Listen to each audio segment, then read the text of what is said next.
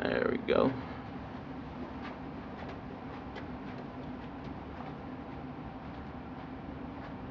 So, so Daniel, again, Daniel is in his old age at this point in time because this is Nebuchadnezzar's son at this particular time. So David is well up in age, 70, 80 years old, very up in age. Um, and so he interpreted the writing this time because it wasn't a dream, it was a writing that the Most High wrote on the wall to Nebuchadnezzar's son about the destruction of his kingdom. So David once again prophesied the understanding of the destruction of their kingdom. And in verse 29, this is what the king did to David. Then commanded Belshazzar, and they clothed Daniel with scarlet, and put a chain of gold about his neck, and made a proclamation concerning him, that he should be the third ruler in the kingdom. So look at that right there. Daniel keeps going up and up and up and up and up. Why? Because of dreams. Don't you want a promotion at your job? You know what I'm saying? A dream could do that from the Most High. Okay, now we're going to go to, we're going to touch just a little bit on this because it's perpetual in the book of Daniel. We're going to go to Daniel chapter 7 quickly. And Daniel again, Belshazzar had another dream. He had a dream about the four beasts, and this was about the four kingdoms of Rome, the four generals of Rome. After Caesar died, he divided his kingdom up into four pieces. So we got this vision that he did, and then we go to 8 in chapter 8 and 9, and it all begins in 7 about the four beasts. There was a dream. There was another dream. Now we're going to go to Daniel chapter 8, verse 8 and 9. Therefore, the goat, Nebuchadnezzar, this is Belshazzar, had another vision. He had about a ram and a goat fighting, and it was another prophecy. Therefore, the he-goat waxed very great, and when he was strong, the great horn was broken. And for it came up four noble ones towards the four winds of heaven. This is the four generals of Caesar. So this book is about historical prophecy. When you look into history, after Caesar died in Rome, he split his power into 4 parts. He gave his 4 parts of his kingdom to 4 generals, to 4 of his friends, and that is a historical fact. So this dream is backing up a historical occurrences that happened on the planet Earth that even historians fully validate. And 9, and out of them came a fourth little horn, which waxed exceeding great towards the south, and towards the east, and towards the pleasant land. And that person was Antioch. I think that's his name, but Antioch is one of the generals that he exceeded the 4 generals out of all of them. But it goes back to all this starting from dreams. And the last one on Daniel will be Daniel chapter 9. It was talking about it had a dream and a vision of the 70 weeks that Jerusalem will be trodden down.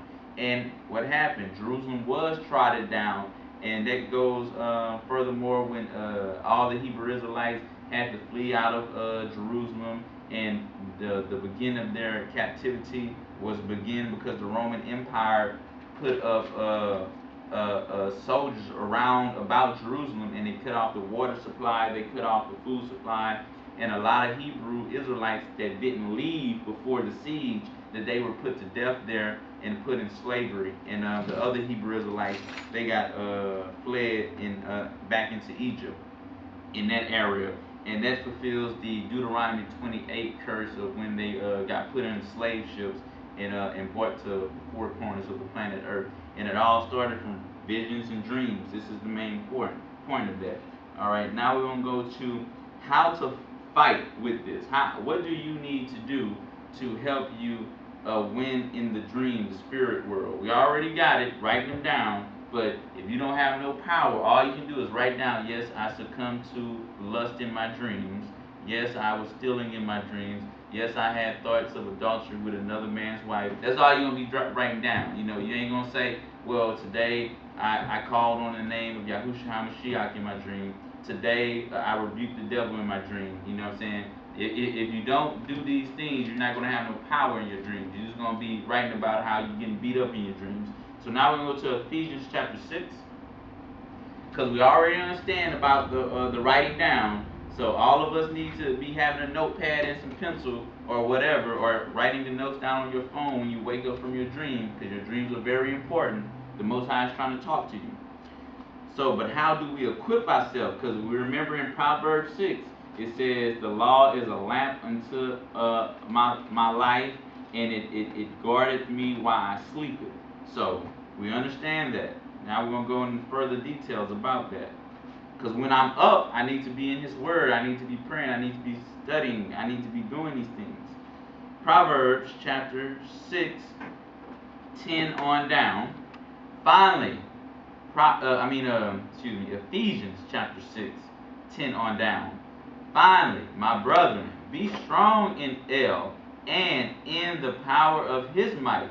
Put on the whole armor of Yah, that ye may be able to stand against the wiles of the devil. And where this is taking place, the wiles of the devil? Where is the wildest Satan going to be at with you? In your dreams. You would never go buy a prostitute while you're awoke, right? But in your dream, you had 3 prostitutes. You would never steal anything while you're awoke, but there's stealing spirits in your heart. So when you lay down, you're going to be stealing. You're going to be lying. You're going to be doing all this profanity in your dreams because it's in your heart. So you got to get this out of you. And it goes with repentance. This is Ephesians chapter 6, verse 11. Put on the whole armor of Yah, that ye may be able to stand against the wiles of the devil.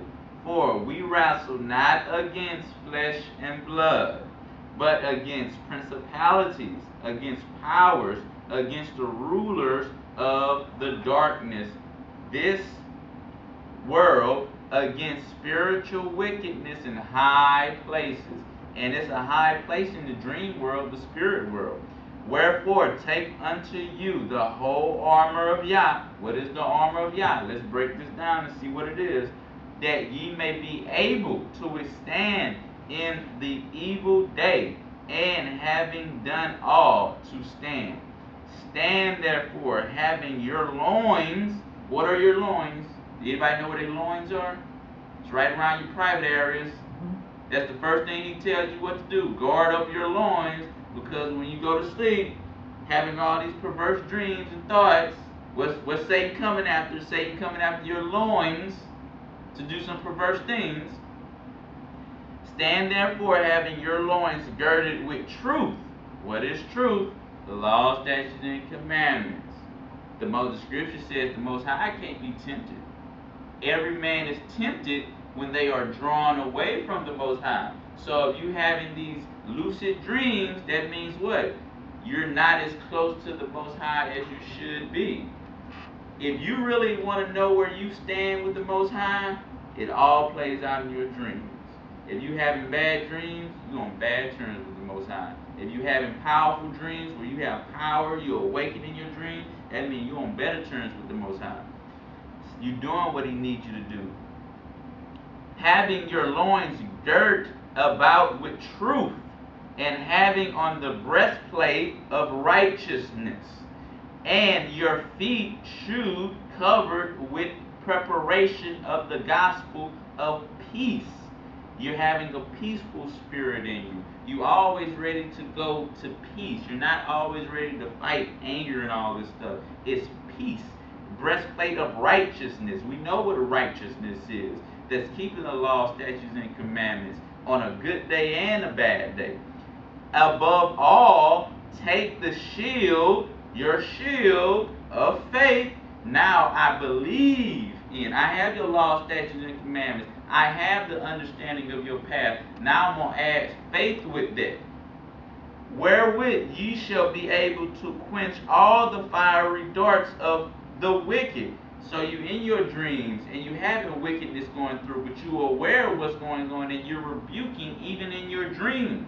If you're not able to rebuke in your dreams, again, you have some spiritual problems at that particular time. Because anybody who's walking with the Most High through Christ and law, statutes, and commandments and faith should be able to call on the Most High even in their dreams. If you're not doing that, that means you're not in a connection with the Most High as you think you are. The shield of faith wherewith ye shall be able to quench all the fiery darts of the wicked, and take the helmet of salvation. I am saved. Yahushua HaMashiach came to bring salvation. He has redeemed. You have this understanding. You have this practice going on. And the sword, you can't have armor or shield without a weapon. You need a weapon. And take the helmet of salvation and the sword of spirit, that power. What is the spirit? The Ruach HaKodesh. You're calling upon the spirit to slay wickedness in your dreams, which is the word of Yah, praying always with all prayer and supplications. Right before you go to bed. You've been praying throughout the day, but right before you go to bed, you're praying. You're preparing your mind. This is what I'm about to go. I'm about to lay my head down. Most High be with me. However you want to go into prayers. If you can't come up with a prayer, there's plenty of prayers in the Bible. Book of Psalms, Daniel, Moses, several places in the Bible. The Lord's Prayer, if you just don't want to speak some words that you can't come up with, there's plenty of prayers in the Bible that you can invoke. And supplication in the Spirit, and watching thereunto with all perseverance and supplication for all saints. Okay, now we're going to go to the last one. Is something that we all need to do, is preparing ourselves if we're having terrible dreams and terrible outcomes. What things that we need to do. This is something that you need to do. Jonah chapter 3. Jonah chapter 3, verse 5 to 10.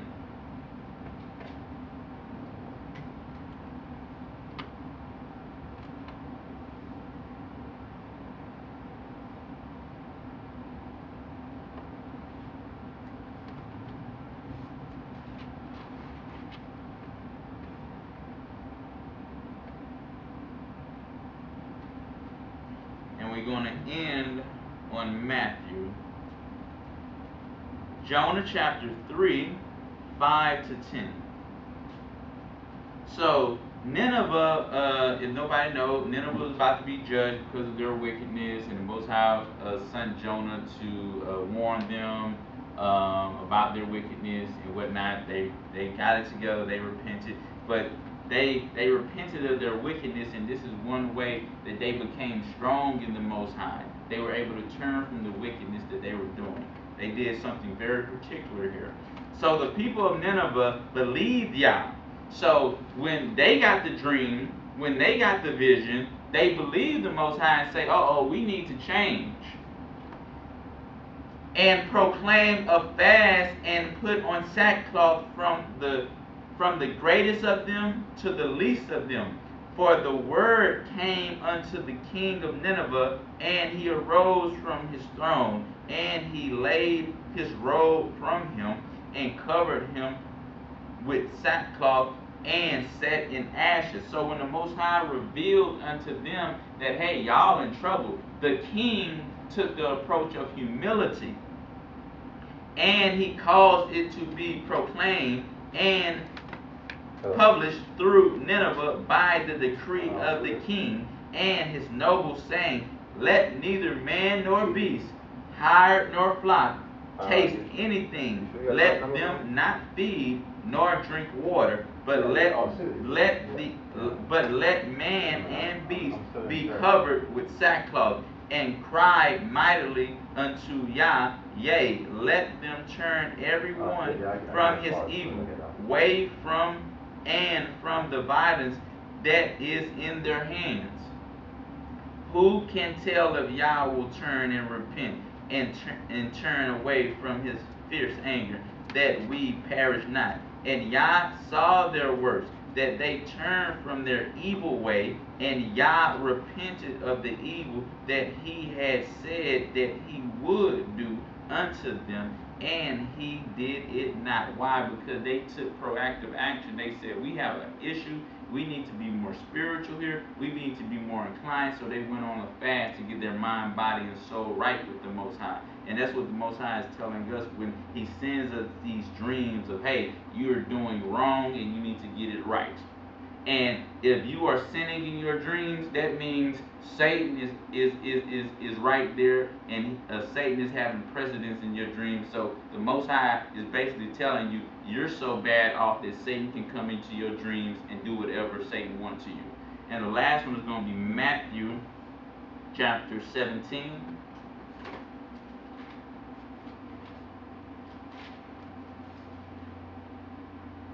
Matthew 17.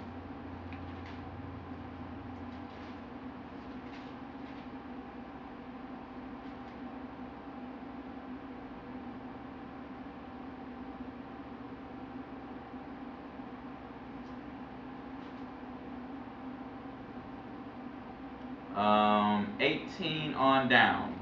And Yahusha rebuked the devil, and he departed out of him, and the child was cured from that very hour. That's why before we go to sleep, we need to invoke. First off, we need to be doing just things all throughout the day. You know what I'm saying? We don't need to be like, I'm doing some wickedness. I'm letting wickedness take hold of me, and then right before I go to sleep, oh, Heavenly Father, beloved you, and all this stuff, protect me as I go to sleep. You have 2 minutes of prayer, of fake praying, and you had 23 hours and 58 minutes of wickedness. And then for 2 minutes out the day, you're going to say, please bless me before I go to sleep. Absolutely not. You about to be terrorized by the devil. 19, then came the disciples to Yahusha apart and said, why could not we cast him out? Because they had an issue with a demon, literal, and while they were woken. It was no dream. But I'm using this to show you that when you're having issues as you sleep, though, this still applies to that too. And Yahusha said unto them, because of your unbelief. What's the shield? Faith. What is faith? The belief. You got to have belief go with faith. For verily I say unto you, if ye have faith as a grain of a mustard seed, man, if you got this the littlest, tiniest shield in your dream, you know what I'm saying? You can make it work with it. You can rebuke the devil. You can block those fiery darts until they get bigger, bigger, bigger, and bigger. Ye shall say unto the mountain, remove hence to yonder place, and it shall remove. In your dreams, Satan bothering you, demons bothering you in your dreams. This is about being consciously aware of your dreams. You can be consciously aware while you're in your dreams. You can rebuke that evil in your dreams, that mountain of wickedness that are in your dreams. Remove hence to yonder place, and it shall remove, and nothing shall be impossible unto you. Nothing will be impossible unto you in your dreams if you're consciously aware, doing what you need to do. Howbeit, this kind goeth not out but by prayer and fasting. Sometimes when you're having all this bad stuff in your spirit, the dreams, and even when you're awake, you need to go on a fast. Go on a 2-day fast, like a 3-day fast like Nineveh. Go on a longer fast, because you have something in your spirit that is continuously bogging you down. Okay? And that was a lesson on dreams, and we understand how important dreams are. The Most High made it very clear. This is how He mainly going to speak to you in your dreams, while you lay your head down, while you're at your weakest. So when you're at your weakest, that means you should, if you're in the Most High through Christ, you should still have strength. You shouldn't just be like, oh, I'm just taking advantage of. When you lay your head down, you should still be aware. You should still have power. You should still have strength. Okay, so I hope y'all understand the importance of dreams and visions, and I pray the lesson went out in the truth and sincerity. Hallelujah.